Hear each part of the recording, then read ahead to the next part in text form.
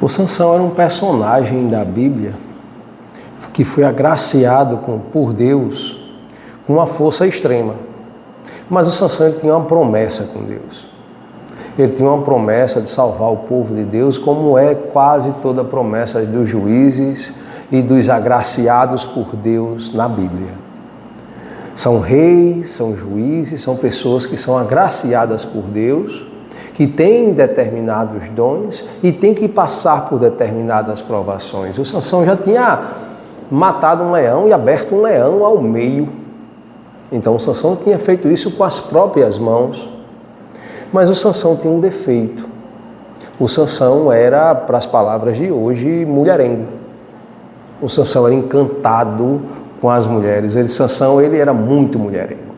Por ser tão forte, gracioso também, ele encantou-se do povo inimigo, que era o inimigo dos judeus daquela época.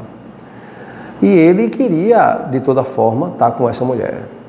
O nome dela era Dalila. Dalila tramou um plano junto com seus pares, quando eu digo pares, junto com seu povo, em qual o Sansão também, que o Sansão era inimigo, e justamente o povo inimigo do Sansão, de matar o Sansão.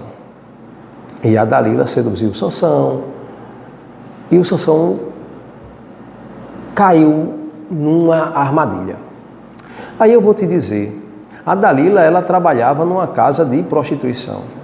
Se o Sansão era mulherengo, a Dalila também estava num determinado ramo de comércio, que até hoje temos, e que também passava por muitos homens. Nisso, o que é que acontece?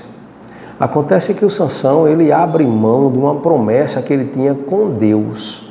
E quando você promete algo com Deus, é algo muito mais sério. Ele teve toda a graça.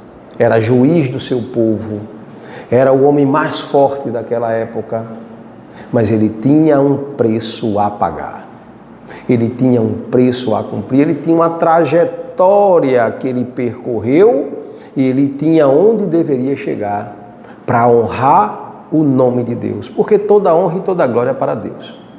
Não adianta o homem qualquer dizer a honra é para mim, não, a honra é para Deus. Então toda honra e toda glória é para Deus. E o Sansão, ele, desse momento, encantado com tantas mulheres e depois por Dalila, ele entrega um dos segredos. Ele confessa, com um tom de brincadeira, como se ela nunca fosse fazer nada, que a força dele estava nos seus cabelos. Importante dizer que Deus, ele prova, ele dá poder, ele dá força e dá força em lugares improváveis. Deus disse que era o cabelo de Sansão, que no meu caso não seria, tá? Mas no caso do cabelo de Sansão, era um cabelo longo.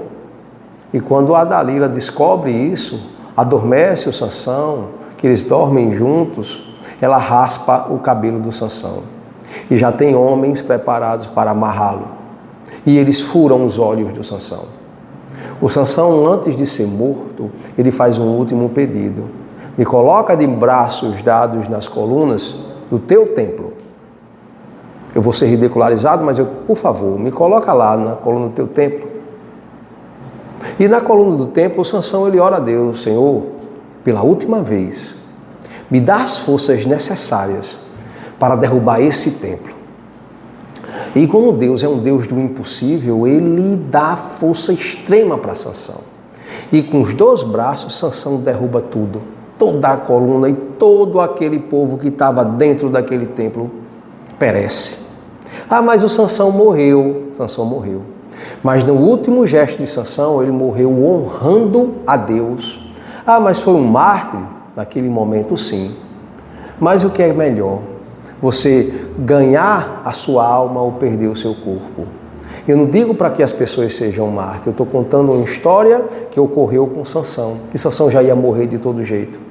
E ele escolheu uma forma honrosa de morrer adorando a Deus. Toda honra e toda glória ao Senhor.